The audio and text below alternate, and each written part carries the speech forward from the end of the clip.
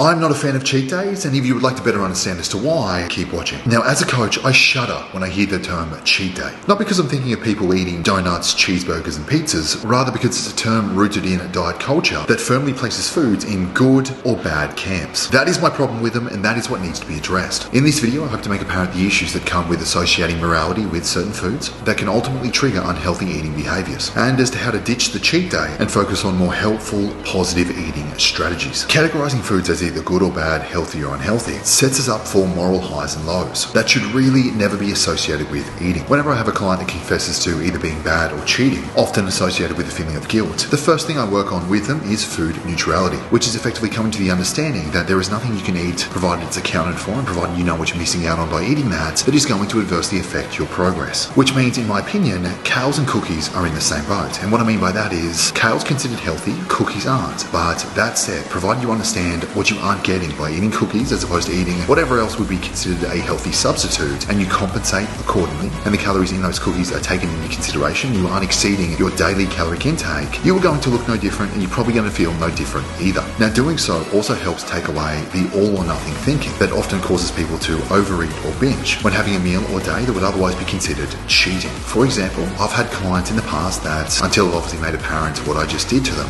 that have had things that they considered unhealthy, and they've effectively thrown the remainder of their day away because they've had that particular meal. Not understanding that one meal is not going to bring undone your entire day, and provided that's accounted for, the fact of the matter is you haven't actually brought undone any of your efforts. Now, overeating or binging on a cheat day not only is likely to result in an excess caloric intake, but is often followed by feelings of guilt, regret, and shame, and it often leads to a period of rigid dietary restriction. Now, a recent study looking at common factors in those engaging in cheat meals and those with eating disorders, such as binge eating, found precipitating factors of both behaviors to be consistent: psychological and physical food cravings. Now, these two factors often occur after periods of strict dietary restriction, which is a symptom of binge eating disorder and normative behavior in diet culture that is so prevalent today. Although dietary restricting and cheat days are socially acceptable behaviors in today's society, the study associated symptomology to that of eating disorders. Now, as a coach who often works with clients on healing their relationships with food and their bodies, a common step is to eschew the cheat day. Not only is this going to help you establish a more food neutral mindset, but it can help take away the guilt associated with cheat days and the yo-yo diet cycle that might follow. Now, instead of cheat meals or a cheat day, try these two strategies, which I believe will help you establish a better relationship with food. Number one, eat your favorite treat when it makes sense to. Make a point of enjoying the food you would typically reserve for a cheat day on any day that you feel like it. By easing into the mindset that these foods are accessible to you at all times, and it's more than okay to eat them when you choose to, the power that they would otherwise have over you will greatly decrease. This often results in less overeating, less binging, less guilt, and a naturally more balanced diet. Now, it's also worth making apparent that should you track and account for that particular indulgence, despite it not necessarily being conventional, eating it is not going to adversely affect your progress. Number two, honor your cravings. Instead of feeling like you're giving into food, honor them. Our bodies have a unique and specialized way of telling us what we need. We just have to learn to be better listeners. For example, if you're out at a restaurant and you were really craving a burger, but order a salad instead, chances are that salad's probably not going to be the most satisfying. Cue persistent thoughts about food and potential crankiness until you eat something else. Honoring the burger craving and taking the time to eat mindfully and really savor it will likely lead to much greater satisfaction after the meal and free up some brain space that would otherwise be used to think about all the things that you're missing out on food-wise. Again, provided that burger is tracked, the calories are accounted for, and your total caloric intake is respected, you are not adversely affecting your progress. It is important to cultivate a better relationship with food